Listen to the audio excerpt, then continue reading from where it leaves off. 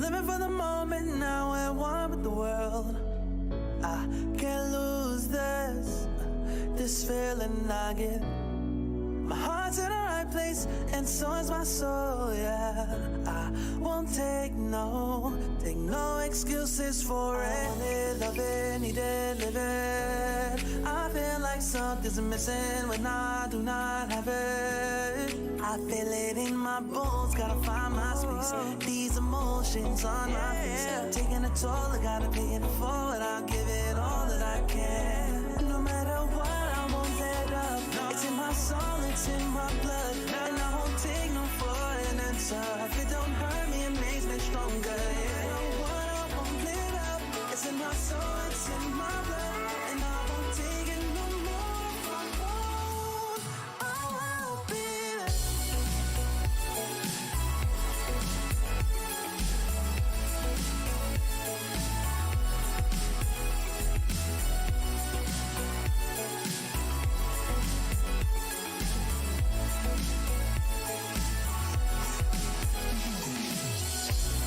Just leave it to me. I know what I need. You'll find if you see. And if you believe, you live and you breathe, you'll find the key. Lifting me, lifting you. Can't go alone, let's do by two. Doing this together, it's me by you. All through the night, all through the night. This is me, this is you. When we get together, we can all pull through. I don't ever wanna stop this groove. Let's get it right. Take it to the Lord, then take it to the grave. Listen to the wise man, tell me what to say. Listen to your heartbeat like it still bleed. A little bit of hope, yes, what we still need. Say a little prayer for the moment. Give what you got, just go in. Can't hold you back if you own it. Live your life like you're chosen. No matter what, I won't let up. It's in my soul, it's in my blood, and I won't take no for an answer. If it don't hurt me, it makes me stronger. Yeah. What I won't let up. It's in my soul, it's in my blood, and I won't take it no more. I won't be there. Just leave it to me. I know what I need. You'll find if you see. And if you believe, you live and you breathe, you'll find the key. Know what I need, I know what I need.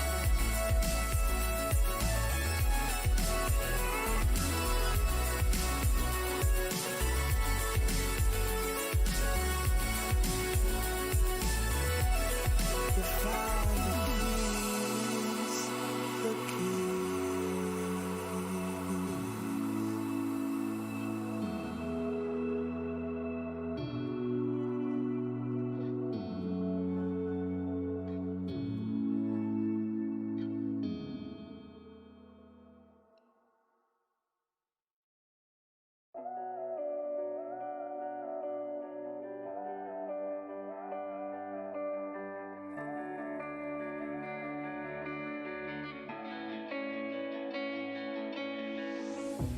Chasing love in an empty bar. Pour a drink till I make it past. The midnight hour seems to come and go, but I know. Walk on up with a drink in hand, sipping mixers cause you can. And all the lights begin to switch off. You're chasing the night, holding on for life.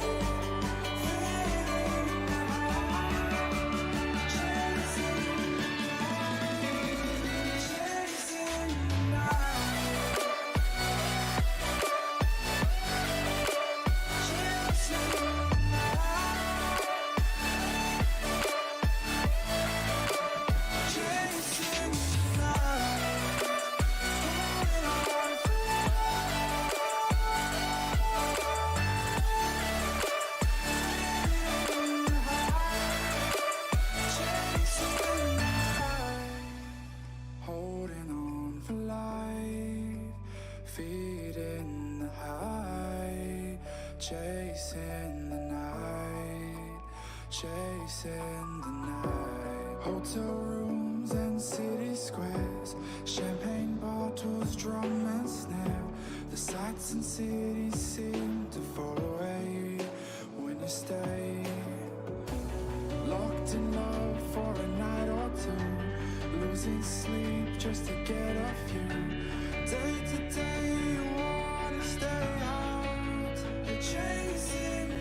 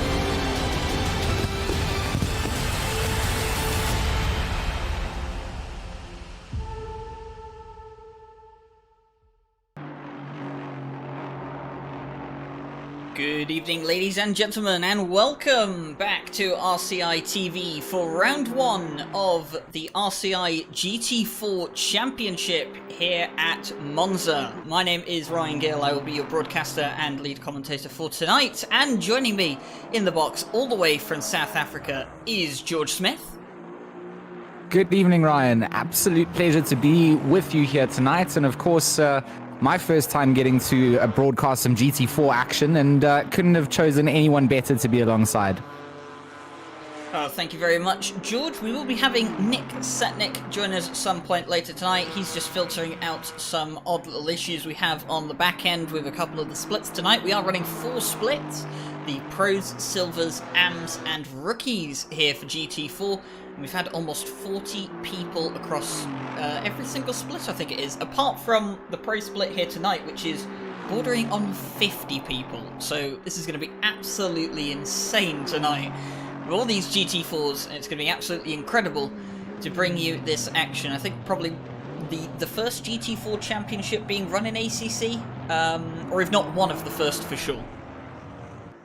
Yeah, I mean, I think a couple of guys have done some highlight races and things, and I think a couple of fun races have been had, but definitely one of the first leagues that I've seen pop up, and I'm glad to be a part of it, of course. My bias to being part of RCI will shine bright as I answer those questions, but yes, I'm excited. I'm glad that we are capitalizing on the hype of the GT4 pack that's come out, because it's an absolutely incredible addition to the game. And you know, what I wasn't expecting was for Kunos to enable the mixed lobbies from the get-go. I thought that was something that, you know, only would be enabled sort of later on, but you know, having just a single class of GT4s, that really gives us the chance, Ryan, to highlight just how cool these cars are. Yeah, they are absolutely phenomenal. I got the chance to drive them around Bathurst on the weekend in the RCI Bathurst event with GT4. And I have to say that these cars are so much fun to drive. They, you know, I've used the term, they feel like go-karts dressed up as a GT car. They are absolutely incredible, and they're such a joy as well. They can take the curbs like they're almost not even there. And they're so nimble as well, and they still feel quick, despite the fact that they are slower than a GT3 car. These cars still feel quick, and they are very quick as well. But I think that's something to touch on. I mean, I haven't had much chance to get into things. I would like to just thank Mikael Sundström live on air for donating me the GT4 pack. He's actually made my whole month. I would have to wait a couple more days before I was going to get my hands on that. So I've literally only got a hold of it today, the same sort of time as being able to broadcast the action with you guys. And for me, it's incredible to see the cars out on track. I haven't even got a chance, Ryan, to scroll through them in the sort of opening sequence screen where we could go into the showroom and explore them. Haven't even been able to do that. So for me, being able to hear them out on track, see them for the first time, they look incredible. It's exciting for me to be here. Like I said at the beginning, I want to see the racing that we get out of this Pro Splits. I mean, the drivers that we have in here are just incredible drivers too. Yeah, that is really well worth mentioning as well, because it's not just these amazing cars now that have finally been brought to ACC that we have on display. The cars are only half the story. The drivers behind them make it so much more, and of course we have Jason Webb at the top of practice at the moment. Of course, George has been telling me so much about him off air, but some of the other names that you guys will be really, really familiar with around the ACC scene: Kilian Ryaminen, Jaroslav Honzik, Ondrej Dedicek, Ossi Takamaki, Bashir Jadwa. We have Tinko van der Velde, Ismail Lebrecht, Samuel Rax, Quade Claessens, Joe McCauley, Darren King, Wolf Matushka, Billy Octane, Harry Conway. The list goes on, George. It's absolutely insane. You know, as you scroll down, you have Matt Samuel, Martin Lorink. It's honestly, Martin Lawrence is here. We've got Chris Heineke here too. You know, a couple of South African names that I can mention too. It's going to be an incredible night of racing, and like you said, you scroll down on your leaderboard, and the list goes on and on. I think we're up to 39 cars in the lobby here at Monza, just coming towards the end of free practice. It's getting my hairs raised on my arms, because I'm just excited to see what they throw down in quali, and of course what the race start's going to be like too. Yeah, it's going to be really interesting. But something I've already just noticed, George, as we're watching Jake Boswell right now in practice. Look at the timing board. The top 29 covered by 1 or less than a second. How many times do you see that? And as actually, Jake Boswell will make it the top 30 covered by less than a second as he crosses the line in the Ginetta. You're right, Ryan. You don't see that very often, and that's exactly like why we like to see these pro splits and get everybody balanced out and make sure that the people that are put into these lobbies are in the right place, because at the end of the day, that's what gives you the great racing on track. It's getting people seated in the right place, and obviously it goes along with mentioning the racecraft elements. Of course, you know, these guys are seasoned veterans in terms of the sim, and have all been very much rehearsed in terms of what they are expected to do here in terms of their driving standards. So I'm expecting a brilliant race on track, and I expect sort of brilliant racecraft as well. Just being able to sort of see a brand new spectrum of beautiful GT cars in what is my favorite sim of all times is, yeah, it's a surreal experience, Ryan. I might get a little bit fanboyism. Get fanboy-y? I don't even know how I'm going to say it, but yeah, I might get a little bit excited about all this. I do not blame you one bit, George. I mean, these cars, we've heard so much about them in the build-up to them getting released, and of course, I don't think anyone was expecting them to be released mid-July. So, you know, the fact that we have got them, you know, this early on, we were expecting August sometime, but yeah, it's going to be absolutely fantastic. And whilst we're here, we watched Valentin Barrier just lose it at the second chicane. It is worth mentioning that towards the end of the month, on Thursdays, we are actually going to be running a multi-class championship. That is correct. Multi-class, so GT3 and GT4 all on the same track at the same time. And, of course, that will be on Thursdays, starting in 2 weeks' time. So that's going to be incredibly exciting. And obviously, I'm going to be broadcasting that. I'm not entirely. Oh, actually, no. We will have Paul Glover from Race Department actually joining us for that as well. We had that conversation a couple of nights ago, and Paul Glover from Race Department will be joining us for that. I don't know who else will be joining us for it, but it's going to be absolutely fantastic, and it's going to be great to see multi-class racing finally in ACC proper. I might have to put my name down for that, because when I talked about getting tingles on my skin, that definitely sent a shiver down my spine. So I might have to sign myself up for that. Equally exciting, we come down to the last minute of practice here before we go over to qualifying. And these leaderboard times and the times being set at the moment, the mixture of cars in the classes just goes to show that the balance of performance has been done pretty well off the get-go. Of course, I'm sure Kunos is going to be making some tweaks to things. I think that the cars have to be run for a fair amount of time to really be able to see the stars of the show, so to speak. And I'm sure, like the GT3 cars, Ryan, we'll see some manufacturers favored towards certain circuits. Yeah, there's already kind of a hint of that in the air. A lot of people favouring the BMW, as you can kind of see tonight. But I mean, you know, the M4, whilst it looks to be one of the really popular picks, look at the selection of cars that we have here. Going down the list in order, we have a McLaren at the front of the grid so far in practice by 12 thousandths of a second, no less. Then we have a BMW, a KTM, a Mercedes, 2 more BMWs, a Ginetta, an Aston Martin, a BMW, a Ginetta. That's only the top 10. We've got an Alpine in 13th, and a bit further down the grid we have Wolf Matuszka in 22nd in the Audi. It's not very often we say Wolf Matuszka all the way down in 22nd. But, there's already a pattern starting to emerge of which is the more popular car. But as I tested the Camaro on Bathurst, this past weekend, they have different strengths and weaknesses all over different tracks. The Camaro is super nimble for the size of the car. It's enormous, but it's ridiculously nimble over the mountain at Bathurst compared to the BMW, which struggles over the mountain. But unfortunately the Camaro, despite its size and big engine, it does suffer on the straights, where the Mercedes and the BMW has the advantage. The Ginetta also struggles on the straights, but that has not stopped Ossi Takamaki and Jake Boswell from getting their Ginettas high up the order. Ryan, I cannot wait to get my hands onto every single car and drive them until my hands are sore, because I want to experience what right now. I know you've been dabbling in the pack and getting to experience some of the action. So I'm keen to seriously drive all of these cars. People will know me as a big Porsche fan. I'm definitely keen to drive one of the Porsches at some point, but I want to drive all the cars. I think that's part of the fun of it. And seeing a mixture of cars here, I'm sure that some of them are going to win me over. I'm a little bit easy to being won over by bias. We're currently riding on board with Wolf Matuszka, of course. He's driving in his mandatory Audi. It's of course going to be pink flavored. You don't even need to see the outside to know that.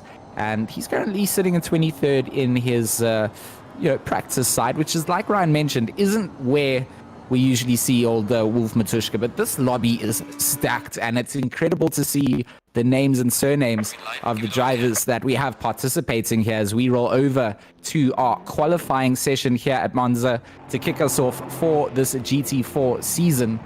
Ryan, do you have any sort of fanboy favorite drivers here? As a commentator, you have to stay completely unbiased, but who's your favorite? Don't lie to me. Pretend that the stream's not listening. If the stream's not listening, they close their ears. There's so many. I mean, some of these guys I've raced against as well. I've got history with the likes of Tinko van der Velde, who we're looking at right now in the Mercedes for the safety car racing team. It looks very much like the Formula 1 safety car. I've had the chance to race against Tinko van der Velde, Harry Conway, Killian Ryan Meenan, Billy Octane. So of course I've got a bit of bias towards them, but at the same time, he's the popular pick. Everyone knows him. And if you don't know him in the sim racing community, what are you doing? But Giardia has got to be one of the most popular guys out there as well. Darren King, also a very, very popular name. So, Wolf Matuszka as well, goes without saying. But if I had to pick one driver who... No, Ryan, I'm not going to even put you on the spot like that, because all I wanted to do was hear that you're a fanboy like I'm a fanboy, and we're on equal levels then, because the names here, there's just not one that you can pick up that is going to stand out amongst the pack. I'm not even going to bring in my South African bias, which I could easily do as well, because there's some fanboy names from my side of the continent that I really would love to pick out. But you know what? I'm keen to see what these guys do. They have 15 minutes of qualifying. Monza, what an iconic online lobby to have. Traditionally, T1 chaos. It's not something that we wished on our pack here, and honestly, I feel the good juju coming out. I think we're going to have some good racing. Yeah, so as we come in to start qualifying, Tinko van der Velde will be the first one to start a qualifying lap. 41 cars on track at the moment. Tarmac real estate is going to be a privilege here. But Tinko van der Velde will start his lap. He'll brake late in between the 150 and 100 meter board as he comes down towards Prima Variante for the first time. He'll go through there nice and easily. Someone's already taken out the maze through the first chicane on their outlap, so someone's obviously been a bit naughty on exiting the pit lane, try and gain some time. But Tinker's going to go through Biasono very well. He's going to come up to the second Variante chicane here. Brake around the same point you would in a GT3 car. How aggressive is he going to be here? Nice and aggressive. Cuts the anti-cut on the second chicane. An absolute treat. That's something you can do in these cars. As he comes towards the first Lesmo, taking it very, very nicely there. How wide does he go? Wide enough.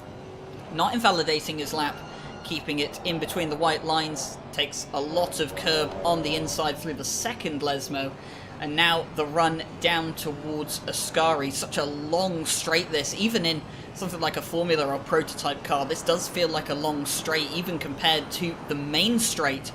But he comes down towards Ascari. Breaks similar point to the GT3s. Look how much curb he takes, though, on the entrance and through the middle of Ascari. Even on the exit, going over the anti-cuts. Nice and wide on the exit. And now the run down to Parabolica. This is the corner that sets up your qualifying lap, but it is so important on your fast lap as well. You can gain and lose so much time. Brakes after the 100 meter board.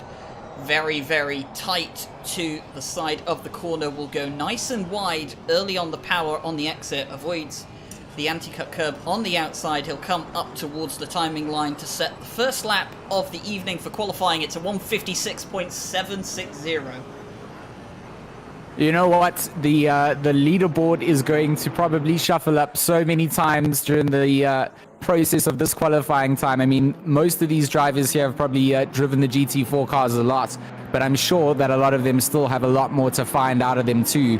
So, as you said, a 156.7 going to set the benchmark so far. Jardier going to slot into second place. Jason Webb going to be 5/10 off the pace in third place. He's going to be unsettled as Bashir Jadwad jumps up to second place with a 157.0. So just off the back end of Tinko van der Velde.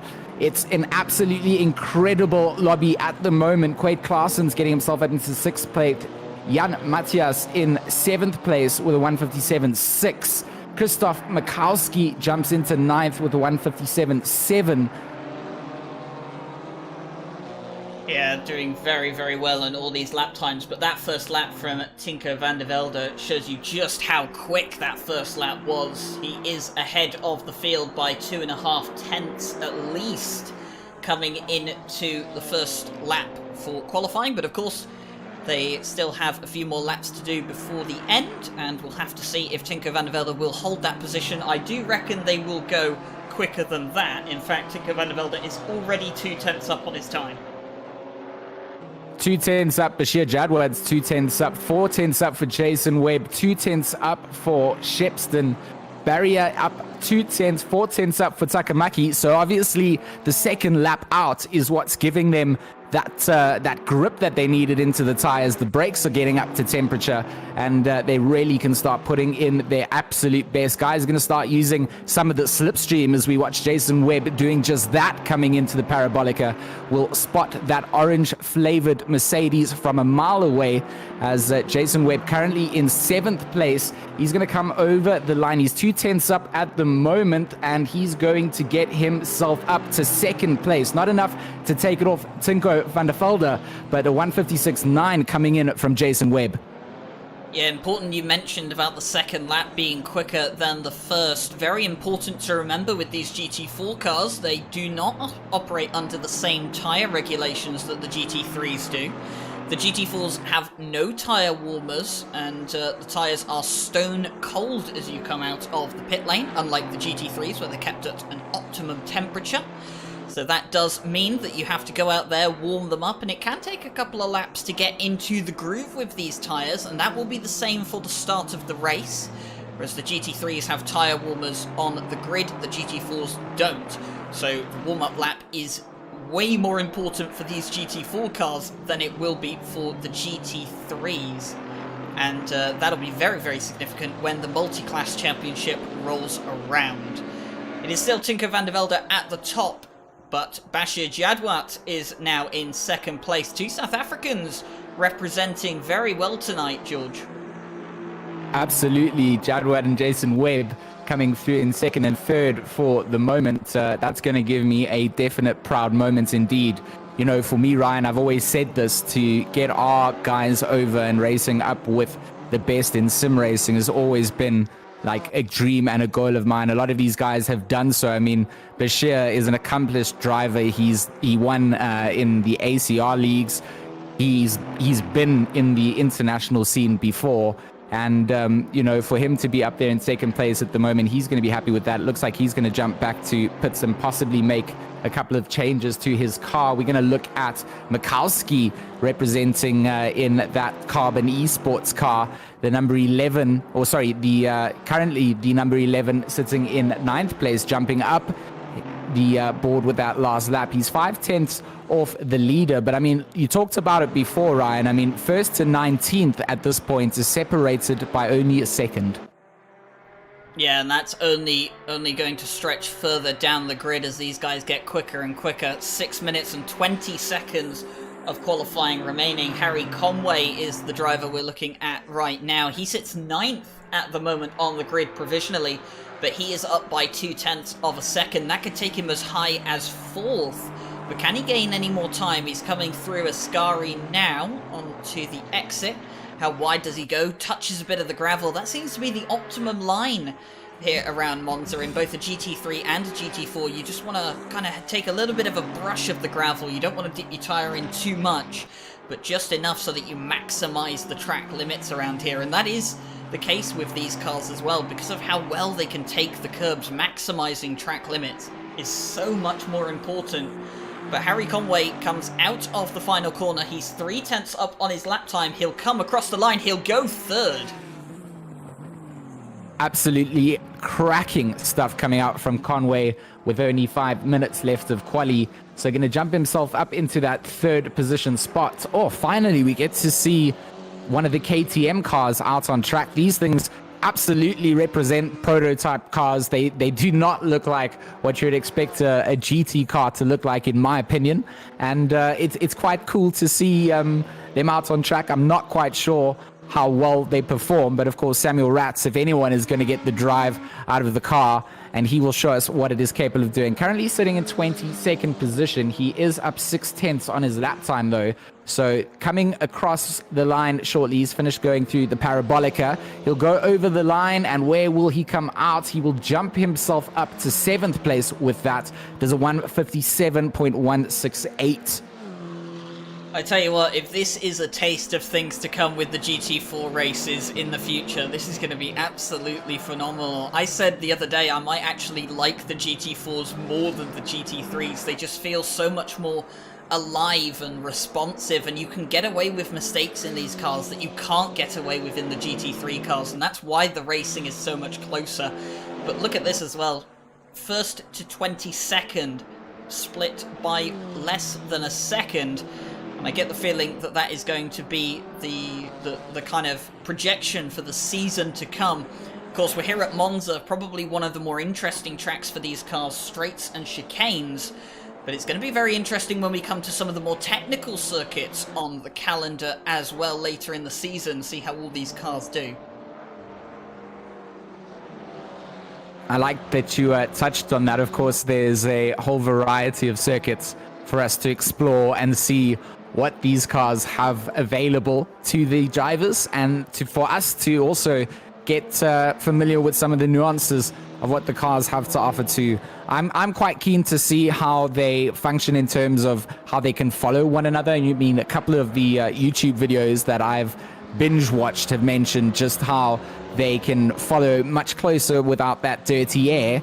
And that fact is going to make it interesting, especially with the grid being split by such a close margin. I can't wait to see what we have here, Ryan. It honestly is going to be incredible. Yeah, and amongst all the action that we have going on at the moment, I am glad to say that Nick Setnick has joined us in the box right before the end of qualifying. Absolutely. Thank you so much, guys. Want to say hello to everyone out at RCI watching this race. As might have been mentioned, I am the admin for the Monday Championship for this series, so I've been doing a little bit of last-minute repair work, but everything is all good and all our racers are on the track. So I'm feeling a little winded, honestly, but looks like qualifying's been going great for the pro split. All within a second up to 16th position. That is awesome consistency. Actually, well, I mean, I wanted to ask you guys, I know that George, before we went live, was asking kind of for any favorites on cars or makes that you think are going to go great in GT4.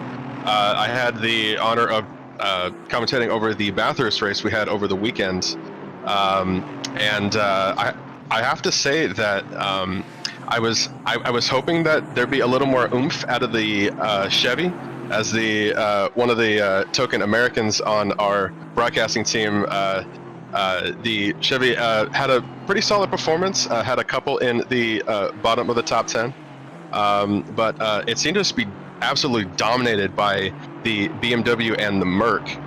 So I'd be really interested to see what happens when we're at a track like Monza with these long straightaways and they can really maintain that momentum coming out onto the straightaways. So, I mean, it'd be really interesting to see what happens in this race at Monza, which is going to really emphasize the straightaway speeds.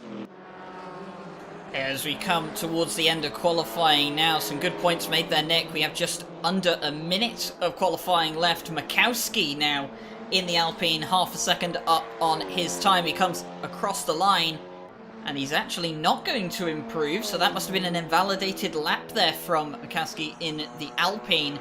He is the highest of the Alpines so far. He would have actually gone fourth on the grid. But something I have noticed, George, you were talking about the KTM. Well, Samuel Ratz has brought it up to third.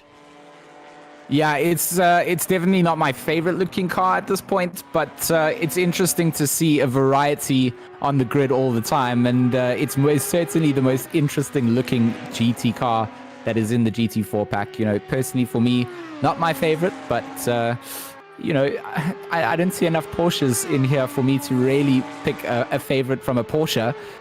I'm keen to see what we've got for the racecraft side of things. I think that's really where it's going to come down to. I think the guys that get away here are really going to have, I mean, the number of cars that are on the start of this grid, it has to be clean and it has to be good racing. Otherwise, you're not going to finish up near the top anyway. So I think everybody going into this is going to understand that. And the racing that we're going to get for these little GT4 cars, and I'm going to call them little GT4 cars, but they're big and beefy, and I would love to own one. So if anyone wants to send me a GT4 car, I didn't call it little. I want to see the racing. We're coming to the end of quali. Ryan, don't make me pick drivers before we start the race. Well, you know I love to do it, George, but I will let qualifying run its course before I inevitably put you and Nick on the spot. Wolf Matishka at the moment, 0.2 of a second up on his lap. He is one of the last few guys going on track at the moment that can still improve their lap time. Look at how much curve these cars take over Ascari. You could never do this in a GT3 car. You'd end up in the gravel or in the wall, one of the two. Or if you're maybe lucky, you could get away with it with just a broken piece of floor. But these cars are absolutely incredible. And like you said, George, staying clean is going to be important.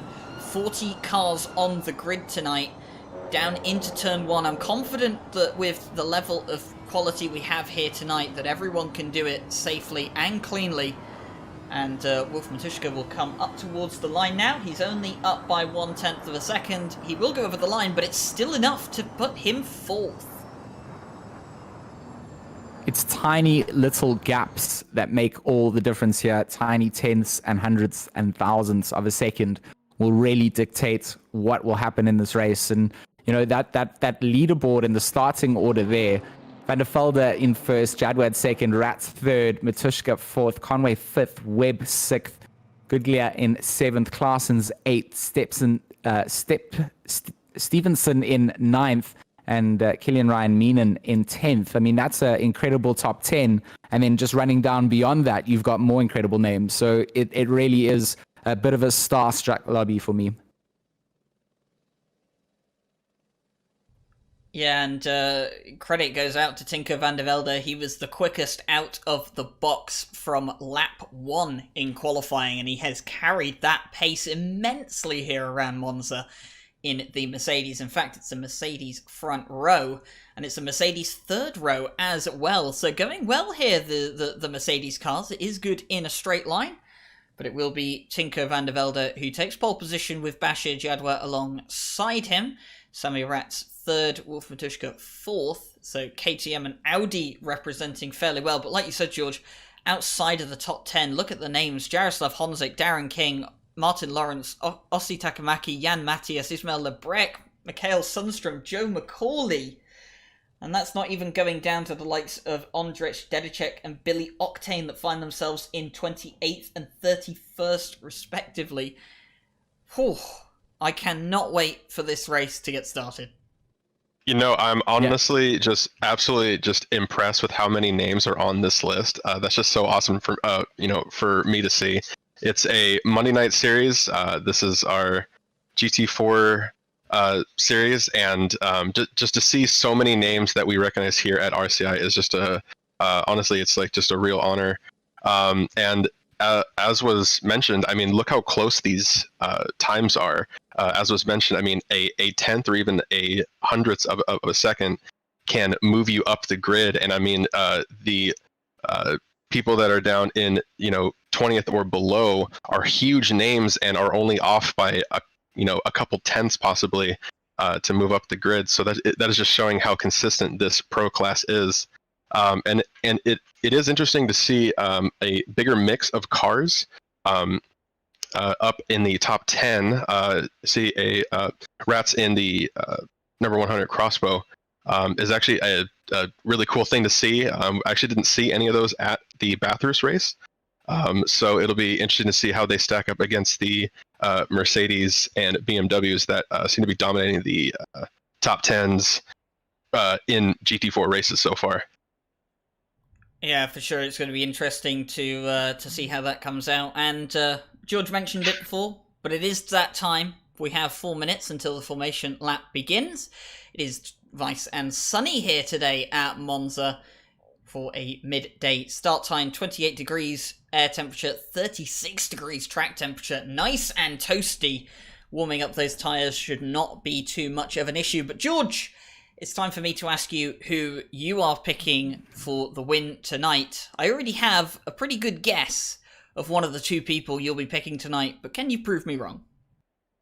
Can I pick two people? Oh, I get the feeling that Jason Webb is going to be one of them, is he not? Yes. would the other one happen to be the other South African high up the grid? Yeah. Yes. Maybe. All right. So George. We know that George Okay, is. Okay, so Bashir Jadwad and Jason Webb, I'll just combine them into one. That was one answer. Okay, so George is cheering on the South Africans, as is rightly so. It makes sense to cheer on your fellow countrymen, and I would do the same. However, for tonight, I'm going to put my faith in the man who I know very well from racing him wheel to wheel myself for about 6 or 7 months ago. I'm going to put Tinko van der Velde on the spot. Pole man. I've raced him before. He's mega quick. Had a really good race in the Intercontinental Sprint Championship at Spa this past Friday. He's looking in form, and he's doing very well here in the GT4. So he's my pick for tonight. But Nick, it's time for you to choose who is your pick. Well, I mean, I think I'm a little bit split as George was, I have 2 points to make. I want to point out that Wolf Matushka is once again in his pink Pepto-Bismol mobile, and I'm so happy that he made that transition even into the GT4 class. I love that that is just a character trait for Wolf, so I just have to throw props to there. But Harry Conway, in the 5th position right now, had a incredible race at Bathurst. He ended up getting 2nd, but was only about 0.5 seconds behind the leader, but just put on just a really impressive clean race, as we have come to expect from Conway. So I think based on that performance in that Mercedes, I think he's going to be a hot contender for the podium. So Tinko van der Velde, Bashir Jadwa, Wolf Matushka and Jason Webb are the popular picks from the com box here tonight. But as I've already said in the chat and earlier on, let us know who you guys are cheering for tonight. It's always nice to see who people are supporting, and of course we will try and keep you updated with everyone's position in and around the circuit here tonight. We have a 60-minute sprint race on offer, and well, I say we're going to try and keep people up to date with everything that's going on around the track. With this many cars, and with how I'm expecting the racing to go tonight, it is going to be incredibly difficult. I'm so excited. I really cannot hide it. I mean, there's 40 seconds left. It's like the start sequence has been set up to just tease us for an infinite amount of time. It feels like it's been longer than it should have been, but I've been patient and I've been holding off. The guys are going to be able to start their motors. We'll be able to pull off in single file. I just want to highlight the amazing coincidence / not coincidence of Van der Velde's car name being the safety car, which will obviously lead the pack away. It will look like it was planned, and I like that little touch of class coming out. You know, you knew you were going to be at the front, so you called yourself the safety car, and you're going to lead them away. Or would the safety car be at the back? Yeah, normally. I'm going to say that they'd just gone in for an incident, and he's come out, and that's how it looks like. It looks like to me. That is an excellent observation, I would have to say. I mean, like, how confident was he coming into this race that he's like, oh, I get to be the safety car. I'm going to take pole position into the race for the first race of the series. I mean, like, that's a huge show of confidence from him. I mean, he ended up taking it, so obviously he had some kind of inkling for it. But that is a solid observation for that. So Tinko van der Velde in the 66 car does lead everyone away for the formation lap, and like I said, formation lap going to be so important for these cars. They start on stone cold tyres, no tyre warmers for these guys on the grid, unlike the GT3 cars. This formation lap ever so important. You might see a slightly slower formation lap than normal, just so that they can have plenty of time to get heat into the tyres. And you can even see that now with Tinko van der Velde. He doesn't want to stretch the pack too thin. He wants to make sure that they can stay grouped up together, so as little time as possible is spent in double file towards the start line, where they'll be having to hold their speed. They won't be able to weave, and of course temperatures will start to drop. Brake temperatures, very important here as well in the run down to turn 1. Massive run down to turn 1, especially in these cars. I've got faith that they can keep it clean here tonight, but brake temperature will be vital for the opening lap.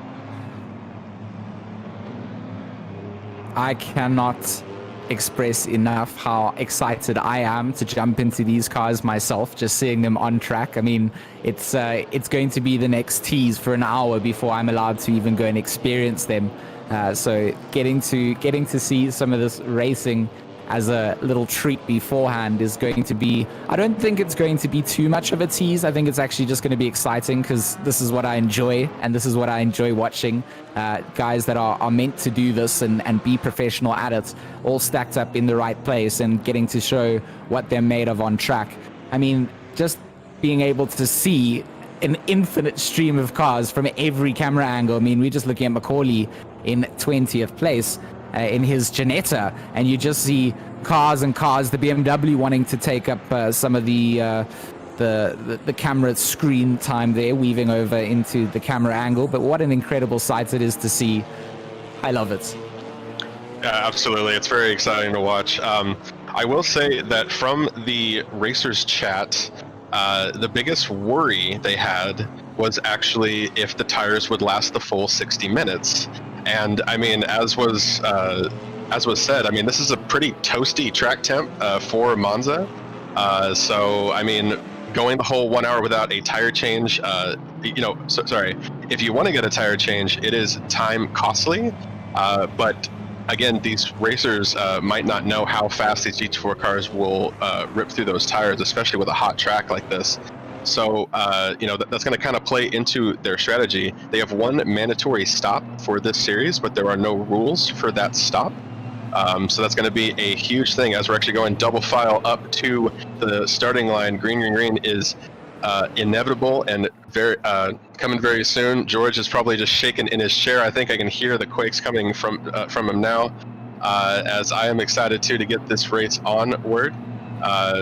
See if Vandervelde is going to hold on to that first position, get an early lead, as we've seen before is a smart thing to do, especially with Monza. Going into turn one could be a little dicey. And the flag drops and we are on this race, and let's see how turn one goes. I expect nothing short of greatness from the pro split, but anything could happen. And let's see what happens. Yeah, we come down thundering into turn one. Tinker van der Velde has a good start. They come towards the braking zone for the first chicane for the first time here. Ooh, slightly off for Bashir Jadwat. Goes slightly deep into the corner. Forces Tinker van der Velde to take some of the escape road. He will maintain position. Wolf Matushka has taken second place from Bashir Jadwat. And now Jason Webb has had a brilliant start and is looking to take third from Bashir Jadwat as well. Incredible stuff coming out. Jadwat obviously missing the braking point a little bit there, smashed into the side of Van der Velde, and that could have damaged his car. But Jason Webb is holding off while Matushka goes side by side. Webb squeezed off, gets back on track, will rejoin behind Matushka and Jadwat. Now going to have to fight for position against Bashir. Side by side through Lesmo 1, they will go. Rats on the back end of this too. Conway, Gulgia, Stevenson, all there waiting for these guys to make the mistake. We see Rats hanging onto the back of Webb. They're going to get down onto this back stretch now, and this is where they're going to start to try and use some of the slipstream available to them. Absolutely awesome start to this race. Lap 1 is shaking out to be excellent. I love how the GT4 cars can just take the sausages like way harder than the GT3 cars can. That's always so terrifying to see them hit it, and it doesn't make them go flying like in the GT3 class. GT4 being a little more forgiving to those bumps, but this is an excellent start. Matushka jumping up into second place right off the bat. Really taking advantage of that, and now he is keeping up the pressure, holding on to only a 0.5 split behind Vandervelde, and that pressure is going to keep onto them for lap 2 at least. Having a look down the field now, we can see Mikowski on the back of Ismail Lebrec, the Alpine versus the McLaren. This is going to be an interesting fight towards the mid-pack. It still feels weird to say Mikowski and Lebrec in the mid-pack, but it's just the way it is at the moment. Darren King ahead of these two. You can see Martin Lawrence in behind, and there you see Mikowski go very, very deep. Oh, we've had a car off in the middle of the first chicane. A couple of cars getting caught up there as well. I was just about to say how clean the first lap was. I think only 2 or 3 cars caught up in an incident on the first lap. Someone seems to have had a bit of an off into the first chicane on the second lap. Not too many cars affected by that though, but it definitely compromised Mikowski, who was looking to make a place on Lebrec, but now he's having to concede a place to Lawrence. I believe it was Claessens and Stevenson that came together. They were going side by side just ahead of that too, and Stevenson went around in the middle of that chicane. Mikowski here wants to try his best to try and get onto the back end, but right now he's struggling a little bit through the Lesmo section.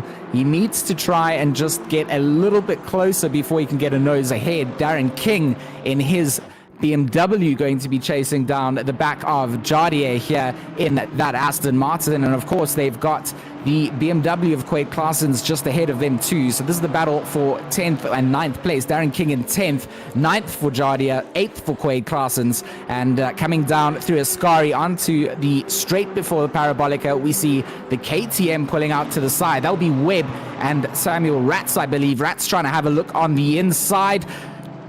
Jason Webb keeps the door not available to Ratz. Ratz settles in behind to go for another attack down towards the end of the first T1. He's going to be in the slipstream. Jardier is giving himself some breathing room as well. He's got at least 2 car lengths behind as we jump back to Ratz, who is most certainly using the slipstream. He's closed down onto the back of Webb. He's not quite close enough to make a move. He's just going to settle in and try and go through the braking zone and not lose too much time. You see Webb losing a bit over the curb there, but the KTM doing a good job here in 7th place. Yeah, absolutely. A excellent performance from Ratz. It's exciting to see the crossbow in action. I know a lot of people were really excited about the crossbow coming in the GT4 pack with this last update. So it's great to see Ratz fighting for a position up against Webb in a pretty slick livery as well. I kind of like the green on the inside.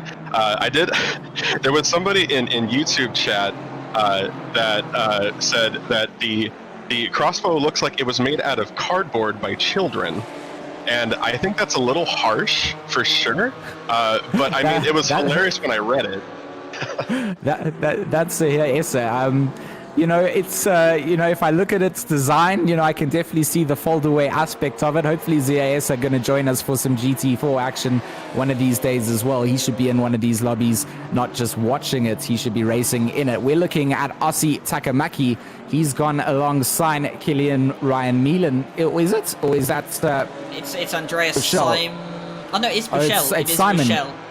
You were Buchel, right the yeah. second time. Yeah. No, the timing board was just updating there, and it was Buchel who's now got his... I mean, they look like they're teammates in matching liveries there, to be honest. So looking from the back splitter view, it is just a view of BMWs coming into Parabolica.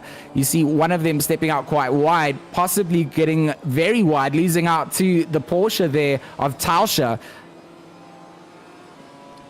Ossie Takamaki defending from Buchel. We've already talked about how the Ginetta is compromised on straight line speed. You can see the BMW catching in a straight line. He's going to pull out. He's going to have the inside line coming into the first chicane, but it looks like the BMW is going to be in front before he even has to brake for the corner. And so he is, but oh, he's gone deep, and that's allowed the Ginetta to take the place back. And he just slipped right up. But I mean, we saw the crushing speed that the BMW has over the Ginetta. Another worry from the racers that grabbed the Ginetta for the Monza race, knowing that that was the first race in this series. The Ginetta does seem to slip to limit itself a little bit on the straights, and that's going to be punishing at Monza, but might pay off later in the series. But I mean, any little mistake in these very punishing chicanes at Monza can cost you that position. As we're actually jump back to a Tauscher in the 16 Porsche is going to try to grab a little bit of the inside curve from the 162 BMW, and looks like it's going to go sideways and kind of force him off the track a little bit, but is going to hold that inside line still sideways, kind of bumping a little bit, and it's going to take that position. That is a excellent overtake. You love to see it, don't you? Two cars going side by side for so long through two corners there. But look at the BMW. Now it's got the run down towards Ascari on the Porsche.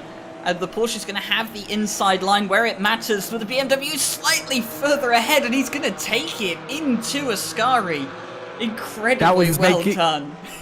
That was making me absolutely smile. Like, you cannot believe the way that that rear quarter panel of that BMW and the front quarter panel of the Porsche was so close coming into the entry of Ascari, and they're not done yet. They're still going to keep on fighting, and the other two drivers who have not yet done it and given up yet is Darren King and Jardier. So obviously King has got past of Jaroslav Honzik for now, But the Aston Martin, he's going to be trying to put the top speed of the BMW to shame, trying to get some more handling out of it. And just look at the bunch of cars behind. We see a very deep running coming out from, I believe, Quade Claessen's there, unfortunately running a little bit too deep. And Darren King then going to get a great entry out of T1 and give himself at least 3 car lengths to Hanzik, who's holding down 8th. Yeah, Hanzik climbing his way up from where he started, slightly out of the top 10, but this is classic Jardier driving from him, fighting his way up the list. I actually wanted to point out that Harry Conway lost a ton of positions in the last couple of laps, possibly got caught up in a little bit of a scrap, but he is now down in 16th place, down from where he started. So that is going to be a huge hit for Conway, but he is definitely not out of this race by any means. Jumping now over to Tauscher again in the 16 Porsche, currently under fire from a 50 Porsche from Mori, and it looks like they're going to be in line for now, but these overtakes are fast and intense. Especially on this track, especially in these cars. I love that they can push the limits, they can push the curbs, and it makes for very exciting overtakes. Yeah, just a quick update for you that we do have live stewarding here tonight. I think we did forget to mention it before the start of the race, but the stewards have already given their verdict on one incident. It was Buchel in the number 32 car. He has been given a drive-through penalty for crashing into someone on the first lap. That was in the second chicane, so that would have been the incident we spotted on the first lap. So he has been given a drive-through penalty for being judged as guilty. He took it immediately, which to me kind of suggests that he knew he was at fault there. But as we have a look back now, we've got 3 Porsches in a row. Looking down the leaderboard as well, Jake Boswell in 22nd, Billy Octane in 23rd. Mikael Sundström down in 28th, and Samuel Ratz is in the pit lane. He's dropping down the order, so things happening already here. Yeah, I did actually want to report on that real quick just because I caught it. I didn't catch who did it, but it looks like Ratz got kind of flung off the track in Sector 3 there, and he's actually pulled into the pits and taken a little bit of damage there, down in 31st position. So that is a tough blow for Ratz as he was fighting for position up in the top 10. But we will come back to see what he makes of the rest of this race. Yeah, go ahead, George. Sorry, Ryan. No, I was just going to say Jadwad's exit out there through Delarogia was just not great, and he's obviously lost out to Matuszka big time there.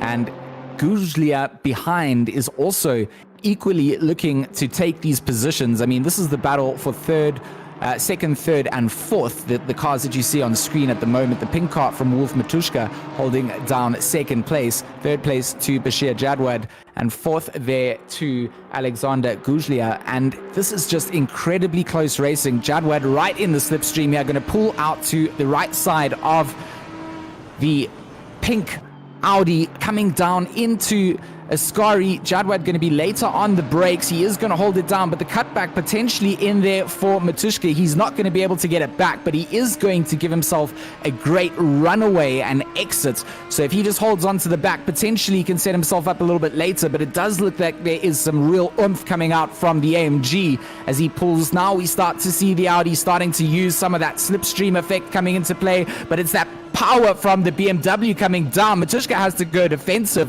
against that, which is going to allow Bashir Jadwad to take T1 relatively calmly, but Guglia in that BMW is ready to pounce. These straights are proving to be the hunting ground for the BMWs. Yeah, awesome to see that actually in this perfect three-way split in 3 different makes. The BMW just has so much top end on these long straightaways, and it shows every single time we cut to a BMW. They can just dominate on the straights and find that space that maybe the other racers quite aren't used to. I mean, that's a huge straight up advantage that the BMW has on these long straights, as he's going to try to maybe sneak for a pass, but not quite. We're going to jump back to from Matuszka's angle, but just look how much pressure the BMW can put on the Audi in these long straightaways. Just the top end is just something that cannot be rivaled.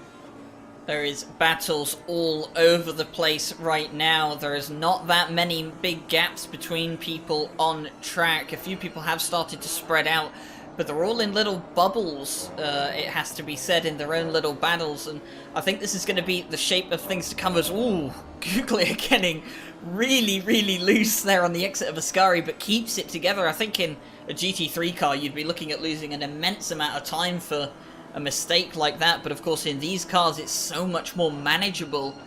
And now as we come into the Parabolica, Wolf Matuszka is going to have to go ultra defensive.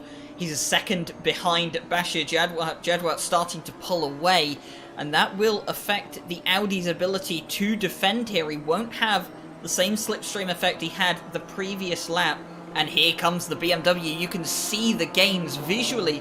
Wolf Matuszka is going to go defensive as they come down to the first corner. They're going to be late on the brakes, but Wolf Matuszka has the inside line, and he will keep the position going into the next lap.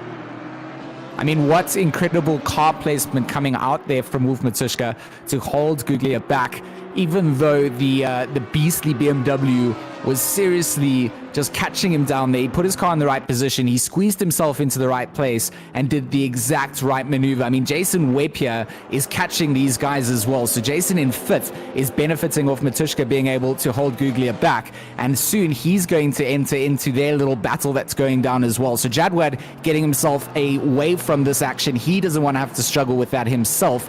But if Guglia can't get past Matuszka, he's going to be very careful of Jason Webb hunting down from that fifth position in the number 45 AMG. Yeah, absolutely. And our leader, Vandervelde, hanging on to that pretty healthy lead right now, 3.6 seconds ahead of Jadwat, that got away from the fight between Matuszka and Guglia. And you saw that, I mean, Matuszka losing just a little bit of pace, I mean, because he has to be so defensive with that roaring BMW fighting on his back. I mean, that is got to be tasking on him just a little bit. We're jumping back over to Klassen's in position 11 currently, another BMW, and he's got a Chevy in front of him from Lawrence in the 171 Chevy. But yeah, the straightaways on every single car, the BMW has the advantage, so they can really fight and be aggressive, and it's up to the other makes and drivers to play defensively, and if that is not in their strong suit, they're going to keep losing positions to these just roaring BMWs. It's time for a third round into turn one for Wolf Matuszka and Alexander Guglia. Wolf Matuszka will have the inside line again, and he will keep the BMW at bay. But I think Guglia at the moment is just waiting for the right lap. He's waiting for Wolf to make a slight mistake. Maybe he has a poor exit out of the Parabolica. He's just biding his time, and this is what we talk about when we talk about pro racecraft. And racecraft are those that, you know, filter into the top of esports, or even to the top of the pro splits. It's this ability to put pressure on the guy ahead and maybe just get a position through a mistake instead of just being outright quicker than them. I mean, you could physically see Guglia wanting to turn in there. He made the correction to give the space to Matuszka turning into the corner. They were side by side, and this has allowed them to continue with their battle on track. And for them, this is the racing that they wanted to do when they signed up to this. And it really is an incredible battle. I mean, it's not difficult to see the split times decrease down the straights as that BMW gets that advantage coming down. But the way that Wolf Matuszka is driving his Audi is just a superb masterclass. And to be honest, that number 25 is holding on, just like you said. I think Guglia is really depending on that Parabolica in his drive here. I mean, the previous couple of laps, he hasn't had the exit that he needed. It's not even been on Wolf Matuszka making the mistake. He just hasn't had the back hold of the Audi coming in, so he sort of catches up, then he messes up coming in, and then doesn't quite get onto the back early on. And this is where he wants to try and get onto the power earlier, try and make use of the power from the get-go, as opposed to trying to get it later on. And he's not going to have the drive coming out here to choose the inside line. Wolf will be able to dictate where he goes down, and will squeeze him out of the the track, as it looks like he's made a slight mistake, Ryan. He's done just that. He's allowed Googlia to go a little bit wide. He's going to then give him the space. Perfect bit of driving. Googlia going to just squeeze his way by. Hopefully Wolf thinks he's going to outbrake himself, and he does. Wolf Matushka now going to get the real drive on through. Googlia goes straight through the chicane, and Matushka is the one that comes out on top in terms of how he managed the chicane. It will be interesting to see if Googlia gives the position back or not. It does look like he is easing off in terms of giving that position back along here. Yes, excellent sportsmanship from Googlia. He kind of had to cut through the chicane, was getting antsy to take that position, but I mean, it's only a matter of time, I feel, after he's able to make these solid attacks every single lap. Webb is now on the attack there to Googlia, so that's allowed Webb to go side by side through Lesmo 1. He's not going to be able to get through. Googlia goes very defensive, holds his line, makes sure that Webb can't get his way through. Webb now coming through Lesmo 2, kicking the back end out just a little bit. We'll be used to it as a drifter, and now it needs to hold on to the slip. But that BMW, of course, using its power as it can. The slipstream from Webb going to hold him in it a little bit longer. Re-ride on board as they come down to Ascari. Just a double on the brakes, taking a fair amount of curb. Just look how much you can eat in the GT4 cars. You would be sent off into space, as Ryan had touched on earlier, if you tried to do that before. But it's not enough there for Webb to make use of Googlia's easing off his power to give the position back. He tried to get on by, but good defensive driving coming up from the BMW. Yeah, absolutely. And the BMW really holding that speed. I mean, the slipstream is going to be the advantage that Webb has to take here. With the BMW having the top end that it has on the straightaways, I'm sure that's going to be a running theme that we have for the rest of this race, at least. But yeah, the slipstream is going to be the battle. The Webb has to hang on to that. Actually, he got an excellent start coming down the main straight. So coming into turn 1, this might be a bit of a maneuver, but he's going to stay in line and not risk it. And we're going to jump back over to Maury. This is 2 Porsches coming down the main straight, coming into turn 1, and might be a little bit of an advantage. Looks like Maury's gaining a little bit of ground, might be going for some kind of maneuver here. He's going to take the inside real fast and see if he can take that corner. He's going to actually get the pass done. He's going to grab a little bit more dirt. It's Rubbins all the way through the chicane. Is going to hang onto it.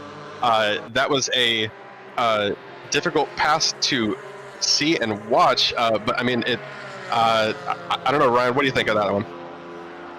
I think all's fair in love is war, and I think you know, a bit of body scraping, but I don't necessarily think that Maury shoved him off the track. But that is an incident from Tompkins going into the back of Maury. And I kind of get the feeling that the live stewards, if they didn't really have anything to say about the incident from the first chicane, they're definitely going to have something to say about the incident in the second as we go into the replay here.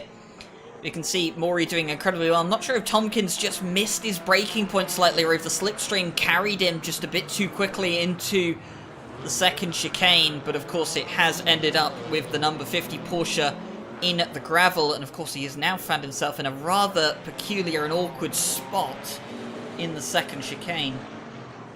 I think that's going to look a little bit awkward to the stewards indeed. I mean, you have to look at their maneuvers going into T1. There was definitely a little bit more than rubbing his racing in terms of some of what they were, you know, the move could have gone completely wrong. They did give each other a little bit of space, then they kind of came into contact. But T2, they did look like just not really paying attention to the car in front and just driving into him. It's, yeah, I you know, how I felt inside, it was a bit of a yikes moment. Yeah, I mean, that's a tough thing to see. Like, I don't want to say that was a revenge punt from that T1 takeover, but I mean, it was a bit of a rough pass in my personal opinion. Our stewards will, I'm sure, be visiting that one and seeing if they're going to be handing out any penalties for that. But yes, that was definitely a maneuver that was had and taken, and those decisions will be made later. We're actually going to jump back over to Martin Lawrence in the 171 Chevy. Looks like he's going to be trying to grab a little bit from the 72 Alpine driven by Barrier in front of him. The Chevy, I'm actually not sure how these two cars stack up to each other. I mean, he seems to have the pace and be to be aggressive going into these corners, try to see if he can grab some ground from Barrier in front of him. I just want to, I mean, when you say how they stack up to each other, to me, it looks like the Chevy wants to eat the poor little Alpine as they race around the track together. I mean, it's like mini-me racing. Look how small that car looks. It's incredibly tiny. I mean, when you compare it to the Chevy, that is an excellent observation, and that makes it even more terrifying. If you have a Chevy filling up both your mirrors, you're driving a car that's like half the size. That is got to be putting Barry in a tough spot for sure. Jumping back over to Jason Webb, was actually able to grab a little bit of nose ahead of Guglia, but Guglia ended up taking it back in the last lap. I did actually end up catching that. So that was just some maneuvering. It's going to take a lot to get Webb in front of that BMW, I think, as we jump back over to Barrier with Lawrence just eating his entire all of his mirrors, honestly, taking the wide angle into turn one.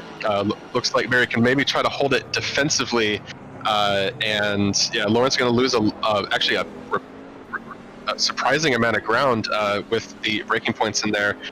Maybe getting a little bit of punishment from the bulk of the Chevy trying to break his way into that chicane. But I mean, the pressure is still on, and this position could change at any moment with even the slightest mistake or lack of defense from Barrier.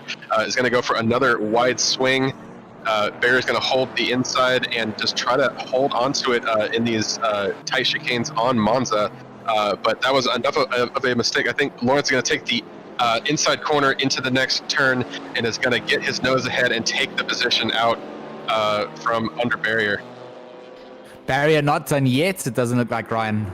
No, definitely not. That Alpine has pace, and that's why it's up as high as it is. Of course, only one running in the top 10, and Martin Lawrence is the highest of the Chevys here tonight. But I have experience driving that car around Bathurst on the weekend, and I have to say, that car is deceivingly nimble. It is an absolute dream over the top of the mountain on Bathurst. Struggles a bit on the straights compared to the Mercedes and the BMW. But my word, is it a dream through the corners. It handles so well, which you wouldn't expect for a car of its size, but it kind of relates to the Bentley in that way, that the Bentley is an enormous car as well. But the Bentley also handles really well through the corners, so the Chevy and the Bentley, two of the biggest cars in their respective classes, handle very similarly indeed in my experience. So Valentin Barrier was doing a good job to hold Lawrence back, but it does look like Lawrence has got the read there. He just made use of that bad exit before Lesmo won, and it allowed him to just establish that side-by-side position that you need to do to get respect into the corner. You know, we see how the defensive driving works. It's hold the inside, and hope that they can't get alongside you up until the point where they do, they then have the inside, or you have to go side-by-side with them. But for now, it's been an absolutely incredible battle going down. Quade Claessen's trying to get onto the back of Labracu's 570S. Both drivers going for very dark liveries on track and very close to each other coming into the second chicane. Claessen's is just a 10th off the back. The McLaren makes a mistake. Lebrec going to lose out before Lesmo won. Claessen's not really having to do too much for that position. It was all about the lack of traction coming out from Lebrec as we go back to Guglia and Webb as they come up towards Ascari now. Webb has definitely got back onto the back end of Guglia there, so it's a good place for them to be. And for now, we're going to ride on the rear view facing cam, looking back towards the Mercedes. Yeah, an excellent view. Webb keeping up that pressure. I mean, this has been going on for several laps at this point. We're actually coming close to the midway point of this race. As you can see on the timing board on your screen, there is one mandatory stop, so there will be a little bit of a pit strategy that the drivers will have to account for. the one mandatory stop, no requirements. So it'd be interesting to see what everybody does. The general consensus is to not take tires if you don't have to, but there was a lot of worry again about the tires lasting the entire hour, especially on this very hot track. So we'll see how those pit strategies shake out the top 10 here. Guglia just holding on to 4th position ahead of Webb. The really big thing here is the BMW can just completely rip down these straightaways, and Webb has to hang on to that slipstream, and he's honestly, at this point, he's probably just waiting for a mistake, as the BMW can just take full advantage of the track, and it's going to come down to losing some traction or maybe taking a chicane the wrong way for Webb to gain that kind of ground. Jumping back over to Gillian in the 13 Alpine in 18th position. He's currently behind Sundstrom, I believe. Yes, and Sundstrom in the 899 Chevy. That was a bit of a pass from Sundstrom trying to fight his way up the pack. This stack up, we've actually seen this a first time between the other two. So this is an interesting stack between the Alpine and the Chevy. The Alpine just trying to be small and nimble through the chicanes, but the Chevy just seems to have the advantage where they can just rip onto the straights and maintain their momentum, as Ryan alluded to, being surprisingly nimble in these chicanes. An important thing to note as well, you can see that some of the guys on the timing board have already served their mandatory pit stop. And as I say that, the number 17 Porsche of Tompkins has received a drive-through penalty. I will assume, and probably correctly assume, that that was for colliding with Maury in the pink Porsche, the pink number 50 GT4. So I would assume that that is what that drive-through penalty is for. The stewards have decided that he was guilty, and of course drive-through served as such. Harry Conway is the highest of the cars that have made their mandatory stop as we hit the halfway point in the race. So it's going to be interesting to see how the guys who have gone for an early pit stop play this. Absolutely, the pit stop strategy is going to be interesting to see for sure. And you know, it sometimes we see a trend happening during a season where a certain strategy benefits them in terms of where they get out on the pits, and you know, that's something that I'm keen to see if that's similar to what will happen here. So the early pit stops, the late pit stops, all of those things will come into effect. And of course, Jason Webb, having gone in and served his pit stop as well, is going to be down in 13th position at the moment. He's going to be coming out on track behind, I believe it's just the car of Burgess. Yeah, he's going to be down further, 19th place. Yeah, much further down. It's going to be around 19th place for Jason Webb, but he is going to make sure that he deals with this McLaren swiftly, and he needs to do so as well, because if you're going to pit and you're going to take advantage of the clear air, well, you know, you need the clear air, and obviously coming out behind the McLaren was not ideal for Jason Webb, but he has got past him swiftly, and now he will start to close down the Alpine of Guillian in front. And of course he's going to hope that by the time he catches up to the back of that car, that he either moves out of the way realizing he's already done a pit stop, or he will pit before Jason Webb catches him. But it's going to be interesting now to watch how this develops with Guglia out in front. Yeah, absolutely. And I think Webb made the right call there. He was fighting the Guglia's slipstream for several laps there. Decided to shake it out, get that pit stop out of the way, and use that clean air to try to grab some ground as far as the timetable goes. Jumping over to Billy Octane in the 333 Chevy, coming down the main straight with Tompkins promptly behind him. So this would be a Chevy and Porsche duo coming into turn one to see how this shakes out. The Porsche seem to have a little bit of momentum coming in, trying to grab some back end there, but it's tough to get around that seemingly giant Chevy and it's seems to be a little easier to play defense in that car, as it does kind of have the size or kind of the presence on track to try to play defensively with the Porsche and the Alpines behind him. So Tompkins does have that drive-through penalty to serve there as well. So interesting enough to for him to have to battle with Octane there. He needs to be a little bit careful because he's still going to have to go in and lose some track position.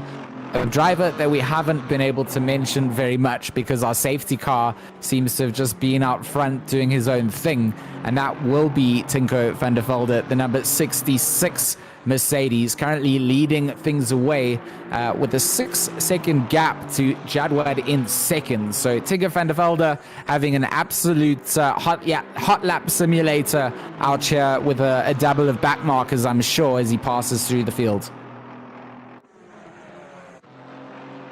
Yeah, looking a bit further down now at 6th place, Jaroslav Honzik. At the moment, he's going to be hoping to work his way a bit further up the field. Ever since Darren King got past him, he has just been keeping pace with the BMW in front. So just a confirmation there for you, Nick, from what you said about Jason Webb going in for that pit strategy. It was advised from his coach, Ernest, to go in and actually serve that mandatory stop early on and stop fighting with the field. So just confirmation on that call that you said there. That's exactly why he went in. Well, I will pat myself on the shoulders for that one at least, and take that personal victory as a commentator. Usually we're out here cursing people, but I like to make correct observations. That's a good feeling. But yeah, Honzik fought his way up into 5th position. This is something that I've come to know Jardier by, that no matter where he starts in the grid, he gains positions like no other. So that's always fun to see him on the track and see how he shakes up the timing board, because he fights for positions and he knows when to make those attacks. And that is just a thing that we've come to expect from someone like Jardier, who has just incredible pace. Great look to that Aston Martin as well. Of course, some of these cars based off of their GT3 variants. And of course, some of them running the exact same engine that their GT3 counterparts do run. But of course, a lot of them have been power limited. And it was actually quite interesting to hear about some of the development of these cars and how some of them have to carry so much additional weight and the different regulations that go into BOPing these cars so that they can be competitive with each other. And it is really, really nice to see. But like George mentioned before, these cars are a bit smaller than GT3s, and I do love the kind of miniature look to some of these cars, especially the likes of the Audi, which just looks like a bit more of a compact R8. Yeah, it looks like a bit of an Audi TT RS, sort of vibe going down to it, but also just a mini R8 version. Wolf Matushka, of course, holding down 3rd place, so going to be getting himself onto the podium and having a smaller bottle of champagne than the likes of Jadwad and Van der Velde up in front of him. But of course, he could always chase down the field. Gillian here now going to be making some moves onto the back of Webb, who's also trying to get past onto Sundstrom here. So Sundstrom here maybe going to be making some space, not quite going to be making any space there at all. Jason Webb, with a great exit coming out of T1, is going to go around the other side of Sundstrom. They're going to go alongside, but the drive is there from the Mercedes. Going to have the inside line coming up to the 2nd chicane. And Gulian there in the number 13 Alpine, the little dart, is trying to make some moves as well. And Gulian's going to have the inside line against the Chevy there. So let's just see how this plays out. I mean, it feels like almost bullied out of his line, but not quite at all. Going to have the drive to come back. And again, going to have a little switch back before Lesmo 1. Gulian in the number 13, putting this car to its paces. The little Alpine showing what it's made of. And Sundstrom going to have to hold off for a little bit longer, lost out there on the 2 positions from the cars coming past him. Yeah, that was a huge whip around from Webb there, and just gained so much ground. And then Sunstrom making a little mistake in letting Gillian pass in the Alpine run. Yeah, I was just about to say that Sunstrom seems to be carrying some damage on the front end of that car. He's obviously been involved in a little bit of a tussle, some rear end damage as well. Interestingly enough, so that Camaro has been in the wars already today, but he is looking to take the position back from Gillian. And looking on the timing board at the moment, I've just noticed Killian Ryan Meenan has come into the pit lane. So he's serving his mandatory pit stop. Jason Webb, the highest of the cars that have served their pit stop. But this is the closest battle at the moment on track. As Sunstrom will now look to use the power of the Camaro down into turn 1. He's still got a little bit of space between him, and that power really needs to shine. But like you said, it most certainly does make up for its position on track. It may not be the most nimble through all the chicanes. It seems to be like it's a little bit of a handful, but at the moment, not doing too badly. Lebrec in the 570S. I do like the Tron-themed paint job going down on that. If I'm going to paint a McLaren, that's what I'm going to do. The number 67, holding down 18th, has been into the pits as we go and look at Garland in 27th place. They're going side by side with, I believe, it's Takamaki, who has come out on top. Yeah, and that Ginetta, the drivers were saying that they were worried about the Ginetta at Monza, but they were hanging on to it for future races in this series to kind of see what they can do at the other tracks. We have Paul Ricard next week, if I'm not mistaken. So hopefully the Ginetta can perform and really shine at that track. Garland going pretty sideways into that last corner. Actually, we actually saw the Porsche go sideways. Matuszka making some contact with him. That was the blue Porsche of we were watching them earlier. But yeah, was completely just spun around there.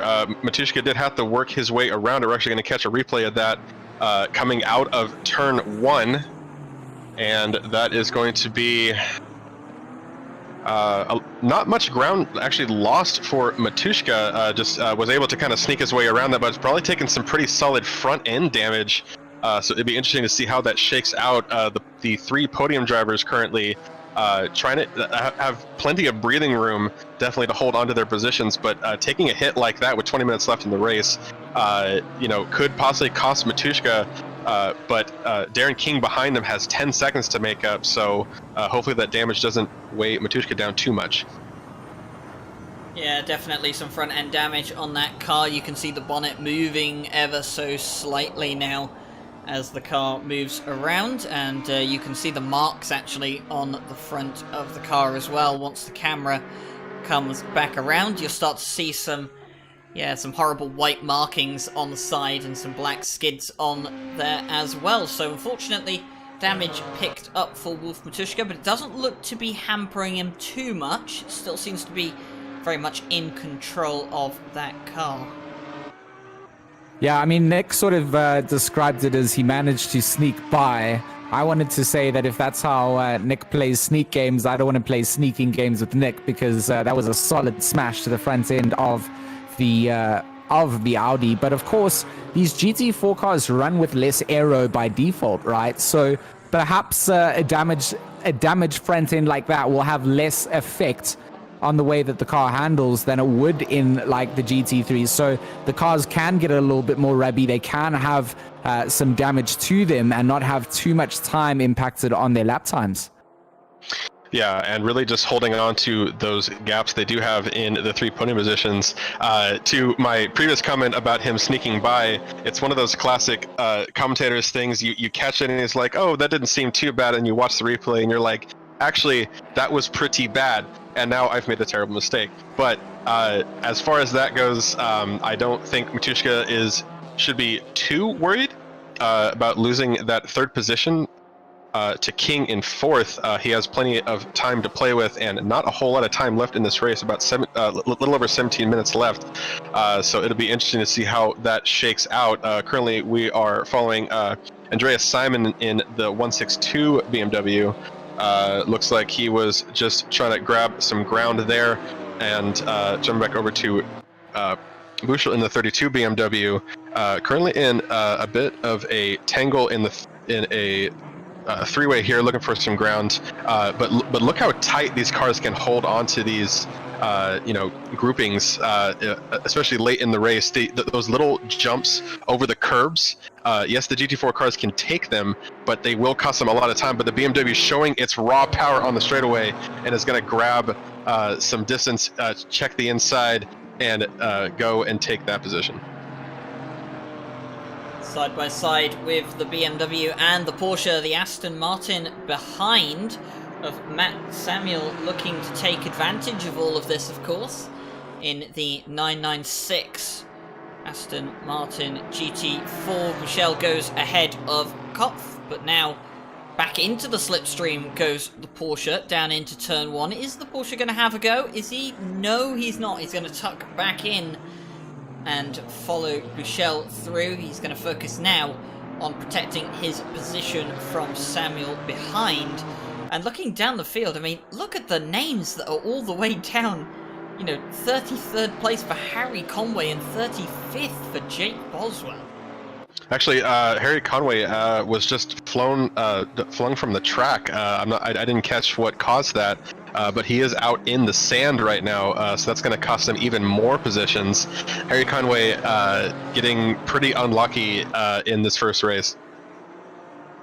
Samuel here wants to make that move onto Kopf as well, Ryan, if you want to stick with that battle as well. But Gulian here will have a little look-see. Okay, so Kopf is back here defending against Samuel, coming through Lesmo 2. Kopf really has to defend hard. We saw that he was potentially looking to make the move on the BMW earlier on. But like you mentioned and alluded to, he really has to now go back to the drawing board and make sure that his 30th position doesn't get robbed by Matt Samuel from behind. And the Porsche here doing an okay job, but not as good as the Aston Martin does through Ascari. We saw the back end of that green Aston closing right down. Had to back off slightly from coming into contact, and that's actually benefited Kopf here down the straightaway before Parabolica. It's pretty much forced Samuel out of the action, and he's going to have to get very late on the brakes to make up that sort of a gap now.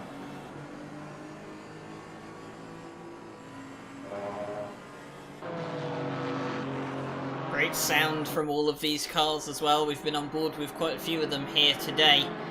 And these cars may not be as quick as the GT3s, but my word, they can still equal them for sound.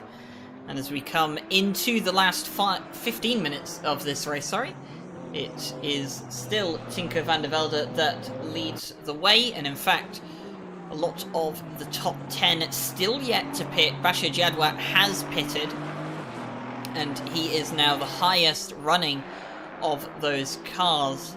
Going to be interesting to see. Jason Webb has come out ahead of Guglia, so we were watching for how that would develop, and he has managed to get the jump on the BMW through the pit stops, and now he's going to be focusing on chasing down Bashir Jadwat, but he has a significant gap to close in these last 14 minutes. Yeah, I actually just checked in with Matushka, who has been able to maintain that 10-second gap he's got above Darren King, so that front-end damage is not weighing him down as much as we previously thought it was possible. Just holding on to that just raw pace that he has been holding, and is securely in third place, I would assume. We're still following along with Webb, who managed to get ahead of Guglia, one of the major battles of this race, I should say. I do want to say, I love how the GT4 cars can go just two-wheeling through these chicanes. Again, absolutely terrifying in the GT3 cars, and the GT4 cars just take it like it's absolutely nothing, and it just makes for very fun racing to watch as they just go two-wheeling through these chicanes over these bumps and sausages. It does feel like the Alpines seem to be giving us a lot of on-track battles as we look at Nico Kramer in the number 31. He's trying to chase down the number 162 BMW belonging to Andreas Simon as they make their way towards the second chicane on their 23rd lap here with 12 minutes to go. The track temperature, 38 degrees, and absolutely incredible racing coming out from all of our drivers so far. I mean, the small little split times that we still see throughout the field are just, something to make note of. Claessen's chasing down Kilian Ryan Meenan for 14th place and has Macaulay on the rear end of his BMW as they come down towards Parabolica.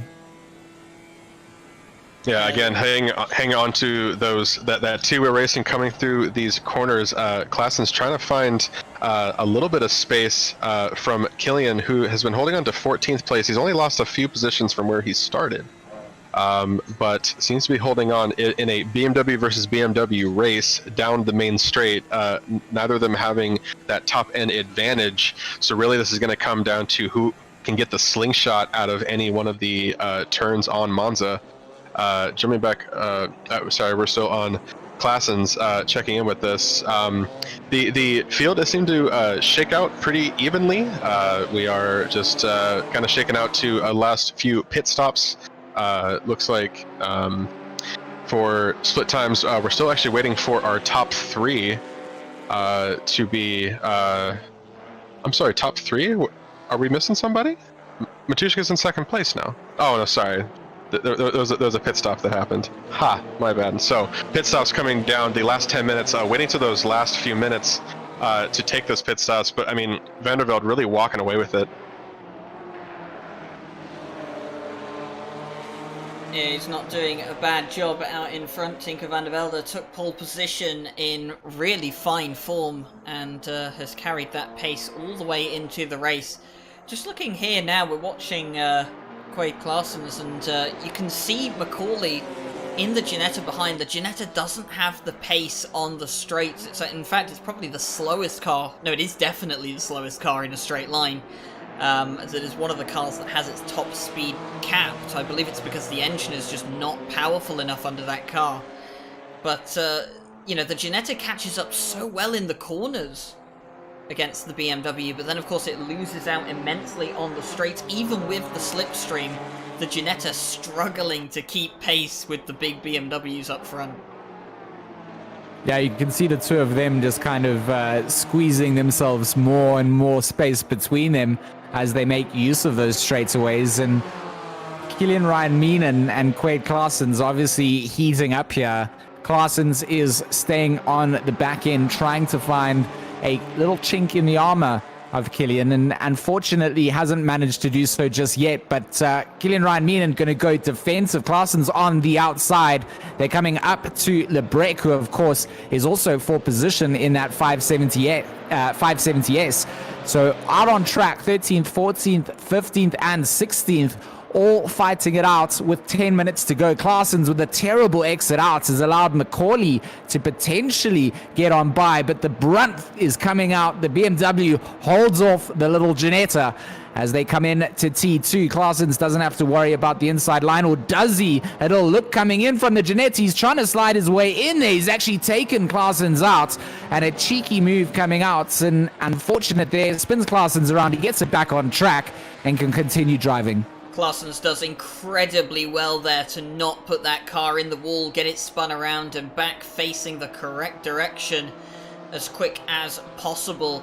Macaulay just, I think, a bit too ambitious, saw the chance for a move there. He's probably been desperate to get past these BMWs, and unfortunately that has resulted in some form of contact, and I get the feeling that the stewards will probably have a look into that incident unless Macaulay is prepared to give the place back. Just a quick news from the pit lane, and it's big news as well. Wolf Matuszka, 30-second stop-go penalty for speeding in the pit lane. Oh, so unfortunate. Wolf Matuszka, who's done so well and was looking to be third place come the end of this race, now has to serve a 30-second stop-go for speeding in the pit lane. His chances of a podium are over. Wow, that is a crushing blow to Wolf Matushka. Had a excellent race. A couple little unfortunate bits, was able to hold his pace, but speeding in the pit lane, this is something that we warned about in chat. Very possible in this game if you're playing the game with the pit limiter, and a very punishing penalty that he has to take. That's going to drop him completely down the timing board. A huge blow to Wolf. Very sad to see, and unfortunately those kind of things happen. Samuel Ratz is down in 21st place, so things not going to plan for the KTM rally at this point in time.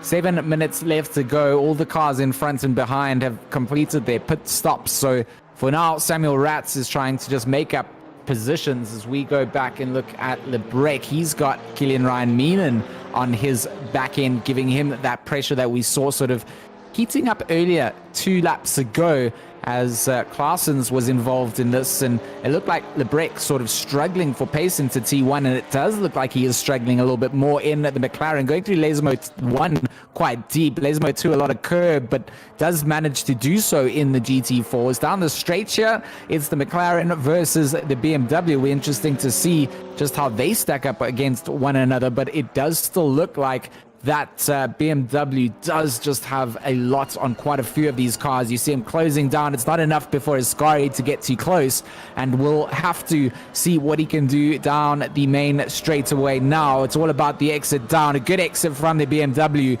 getting himself into a good position to make use of the slipstream before the parabolic as well. Defensive from Lebrec. He's going to hold the inside line, force the BMW to go around the outside, middle of the track, coming out from the McLaren. He still wants to carry as much speed as he can. He doesn't want to lose down the start finish straight. Only 5 minutes of racing remain. Kilian Ryan Meenan wants this position. He wants to get himself up a little bit closer to the top 10, and he will hold on. A good exit coming out of the Parabolica, and Lebrec again not going to give up the inside line. He's going to hold it for as long as possible. Once again the BMW coming across, and Lebrec holding the inside line again, just making sure that he's got his apex in ability, but he's made a big mistake. He's taken a lot of curb, and round the outside Kilian Ryan Meenan now has the runaway. He's got the inside line coming down into T3, and that should be enough to get through, but this is not respectful driving coming out from Lebrec. He's made another contact. Good work from Kilian Ryan Meenan's hazards on.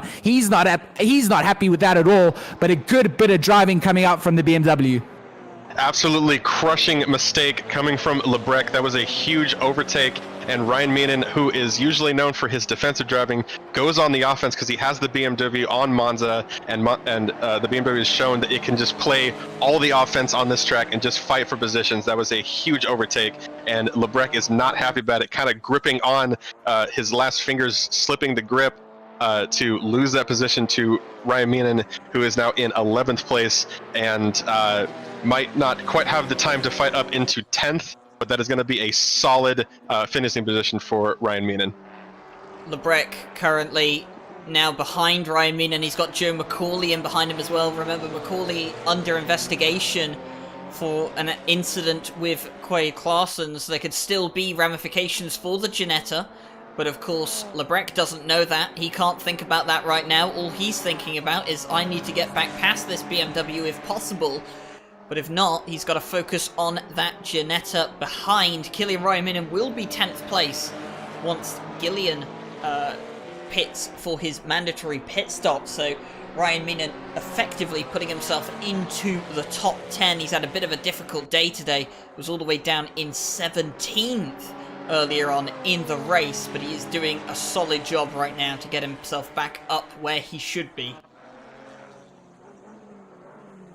So Lebrec is definitely still holding on to the back of Kilian Ryan Meenan. He got past but hasn't run away. So with 3 minutes to go, if a little mistake slips up from the driver ahead, we could see a change of position.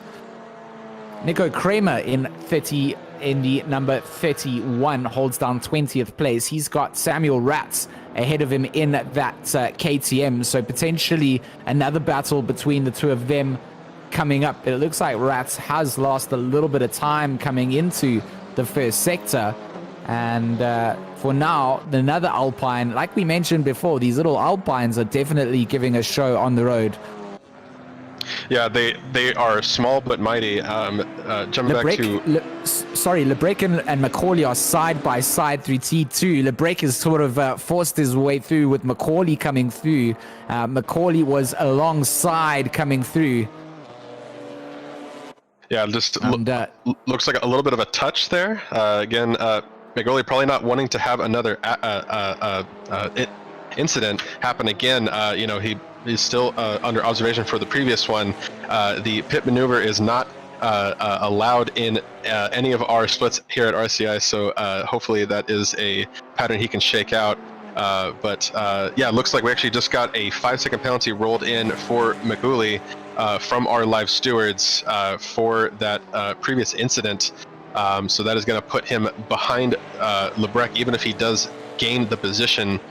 So now that might be affecting his strategy if he's going to try to still fight for the position and just take the time hit, or just try to get as much time ahead of Claessens as he can. But that would be putting him effectively in behind Claessens into 14th place. I mean, he's lucky to get away with 5 seconds. I mean, Claessens did a good job to get the car turned around, and I think the stewards have sort of ruled that because Claessens is still on track, that 5 seconds will essentially correct the position of where Macaulay will finish. But he's very lucky to get away with something like that, coming into T2, spinning another car around, driving on through, so can count himself lucky for sure, as Lebrec here is still going to just hold off Jardier and Darren King. They're going to be on track and having a bit of a battle. It looks like something has happened big time in terms of where Jardier has come down, because Jadwad and Webb have got through. So I wonder if Jardier and King had a coming together, because I do feel like, Ryan, I stand to be corrected. I mean, they were in third and fourth. Actually, well, Tinker van der Velde did lead the way. Ooh, as Jardier's got all out of shape over the curbs for Ascari, and that's going to allow Darren King. And I tell you what, George, as the Tinker van der Velde will start the final lap, we spoke about it before, what you can get away with in these cars that you can't get away with in GT3s. That right there would have been race over in a GT3 car, hands down, into the wall, no second chances. But in these cars, incredible job by Jardier, it has to be said as well, to save that. That must have been a clip. In his stream, someone has clipped that moment, because that must have been absolutely incredible. The car was, it could have overtaken another car in terms of the height that it got off of that little sausage. Yeah, exactly. And just from what we know from Jardier, the happiest racer on planet Earth, he probably was just wide-faced through that as he just caught air in that vehicle, that GT4. That has got to be just terrifying, and also the most exciting thing that he's probably seen all race. Unfortunately, losing the ground to Darren King, but knowing Jardier, he's still got a huge smile on his face from just how fun that looked to experience. So Macaulay and Lebrec not done just yet. So Macaulay, with that 5-second penalty to his name, still wants to get past Lebrec, still wants to show that he's got what it takes on track, regardless of what's going to happen post-race. He's going to have a look again onto the inside here. He's well alongside. He's going to get given some space. Barrier going to give him a little nudge from behind. The two of them coming through a little bit slower. Barrier here is potentially going to be able to get himself an advantage. Our leader is going down towards the Parabolica as we see a three-way battle coming down into Lesmo 2. Absolutely incredible racing coming down. Van der Velde is going through the Parabolica at the moment. Our race leader is going to go over the line potentially in the next 5 seconds. He will. Dingo Van der Velde takes the win here, but the battle on track that we're going to follow, Ryan, is this battle here. Yeah, it is. Macaulay in 10th place, effectively. I've noticed Valentin Barrier is in this fight as well, but he hasn't made a mandatory pit stop. He'll receive a penalty post-race, so he is effectively out of this fight. Lebrec will regain the position from Macaulay as soon as Macaulay crosses the line. Quay Claessens in behind here as well. And unless Macaulay is careful, Steven Wust down in 14th place may even have a chance to gain something from this as well. It'll be Bashir Jadwat and Jason Webb to round out the podium. The South Africans showing strong here today. And as they come up towards the line, Macaulay will cross the line. He will drop out of the top 10. Valentin Barrier picks up that 130-second penalty for not making a mandatory pit stop. And Macaulay just about avoids being beaten by Stephen Vust through the time penalty. So it is going to be Darren King 4th, Jaroslav Honzik 5th, Krzysztof Makowski 6th, Alexander Guglia in 7th, Martin Lawrence 8th, Killian Ryan Meenan 9th, and Ismael Lebrec will round out the top 10 in an amazing GT4 race to kick off the season. That was an incredible finish. A lot of shakeup, quite a bit of drama, but that was a incredible race to watch. The BMW really shining on its top end, but we saw a lot of impressive moves from the Alpine as well. So I am glad that there are strengths and weaknesses to each of the makes in the GT4 class, and that will make for exciting racing as we move on in the series at the other tracks, and we'll see how those strengths and weaknesses kind of got Martin Lawrence spinning into the sand pits in that Chevy. That was an excellent 360 that he just pulled. It is now free racing on the track for a bit for the post-race, just giving us a little bit of a show. Yeah, it's been absolutely fantastic here tonight, and if this is a sign of things to come in the championship, then my word, bring on next week already. It's going to be absolutely fantastic. And credit to Tinker van der Velde out there today. He controlled the race beautifully, and of course, big showing from the South Africans here with Bashir Jadwat and Jason Webb rounding out the podiums. Mercedes 1, 2, 3 here at Monza with the BMWs. Their impressive showing, only netting 4th highest, but of course they will still go home proud. Absolutely stoked for the showing there, Ryan. I'm glad that the South Africans got to come through and represent up there. I mean, I felt bad getting to choose 2 people, but you know, if you're going to choose 2 people, choose 2 that go on the podium, right? Yeah, for sure. And of course, thank you everyone for joining us here today. It's been an absolute pleasure to host this race for all of you here. And of course, we will be back next week for the second round of this championship at Paul Ricard. But if you're thinking to yourself, as Martin Lawrence is putting on a hell of a show here to round out the parade lap, if you're looking for some more stuff to watch, well, keep in mind that we will have the Friday Championship returning. The Silver Split will be live here on RCI TV, and the Rookies will be live on the RCI_Racing Twitch channel.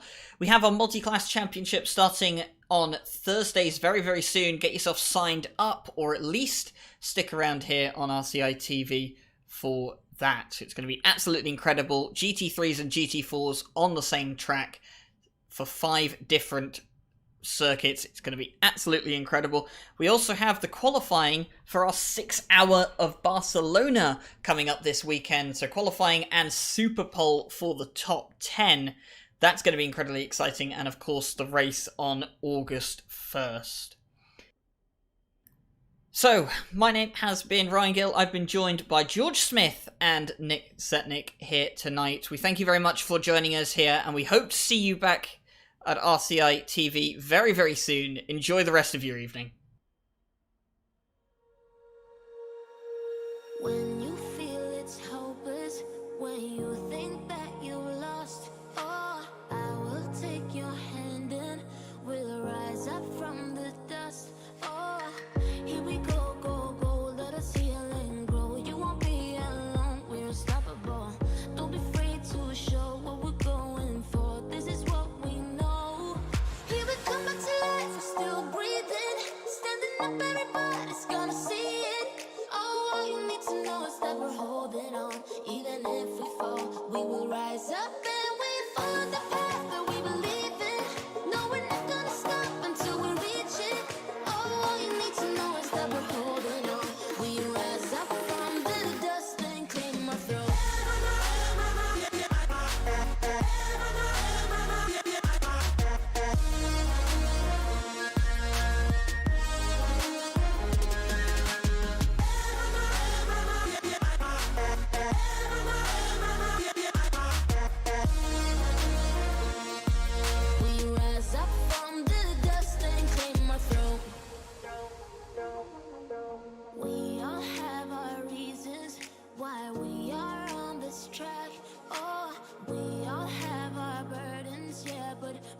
fought Friday night, we never look back.